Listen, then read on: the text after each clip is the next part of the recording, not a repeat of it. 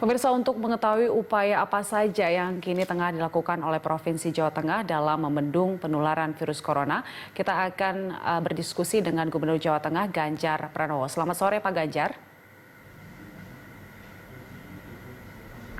Ya, selamat sore Mbak Yulita. Iya, hari ini ada pertambahan 2 pasien positif corona. Secara umum bagaimana penanganannya Pak?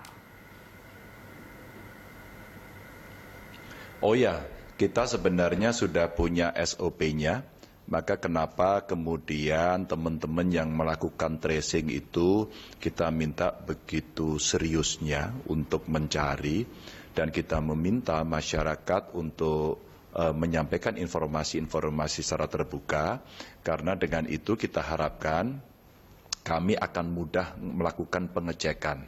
Karena seluruh data dan tren itu kita coba analisis, kita libatkan kawan-kawan termasuk dari perguruan tinggi, Universitas Diponegoro membantu kita, ahli-ahli statistik membantu kita, di samping tentu pakar-pakar yang punya ekspertis di kedokteran ya.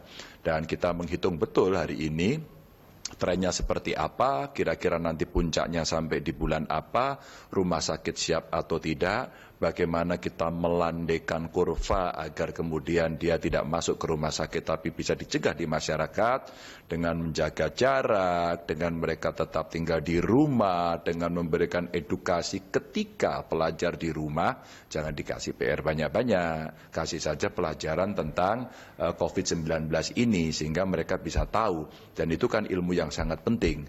Dan tentu saja seperti tadi diintroduksi oleh Mbak Yulita bahwa teman-teman para bupati wali kota semua udah bergerak, tapi sekarang kita minta untuk ditukikkan ke bawah, melibatkan camat, melibatkan desa, RT, RW, PKK, tokoh agama, tokoh masyarakat, dasawisma, agar bisa disosialisasikan lebih banyak lagi begitu. Baik, untuk update dari pasien yang dirawat, ada 9 pasien ya Pak ya yang masih dirawat saat ini, penanganannya seperti apa? Oh enggak, itu kami ada website ya yang publik bisa melihat semuanya. Jadi corona.jatengprof.go.id. Di sana update-nya saya bacakan saja Mbak ya. Baik. Total ODP kita 2.416. Yang masih dirawat hari ini 196. Ya. Positif corona itu ada 15 ya. Dan kemudian dari 15 itu dirawat 12 dan sampai hari ini yang meninggal 3. Jadi itu data yang terakhir dan publik bisa melihat semuanya di website kami, saya ulangi, ya, di corona.jatengprof.go.id. Oke, update terkininya 15 begitu ya Pak pasien yang positif ya? Iya, betul. Oke, nah sejauh ini dengan ada ratusan juga yang saat ini dirawat, baik itu PDP dan juga pasien positif, ada kendala nggak Pak yang dialami oleh Provinsi Jawa Tengah? Kalau kendala sebenarnya relatif masih tertangani, tapi kita selalu mencoba mendengarkan apa yang menjadi keluhan di para pengelola rumah sakit, tenaga medis. Maka kita mencoba untuk berkomunikasi secara intens, kepada mereka yang mengelola rumah sakit ini. Satu, berapa alat pelindung diri yang dibutuhkan. Kemudian ketika mereka melakukan pengecekan dengan swab begitu, kira-kira berapa VTM yang dibutuhkan.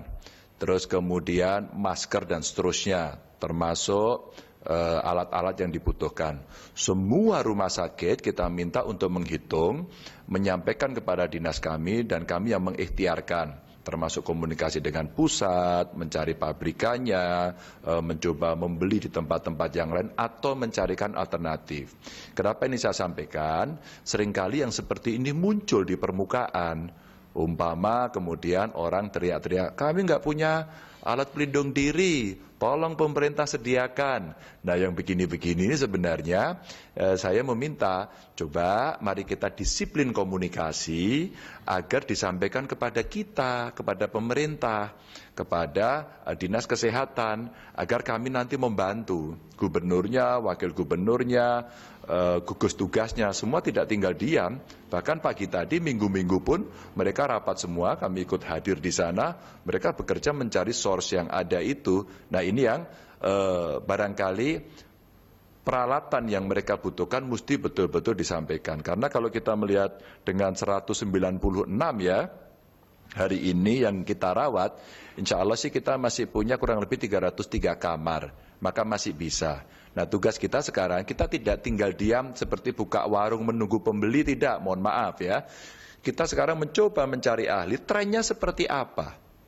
Nah tren ini secara masih kasar kita hitung, kemungkinan akan naik terus. Nah inilah yang kemudian rumah sakit harus siap, sosialisasi mesti digencarkan kembali, masyarakat makin dipahamkan pada soal ini, keterlibatan civil society mesti kita dorong, sehingga apa yang menjadi kendala ini betul-betul hari ini kita respon dengan cepat begitu. Baik, artinya memang komunikasi terkait dengan alat ini harus dikomunikasikan dengan baik dan juga artinya bisa dicari solusinya nanti ya, begitu ya Pak ya? Oke, terima kasih Pak Ganjar Pranowo telah bergabung bersama kami sore hari ini.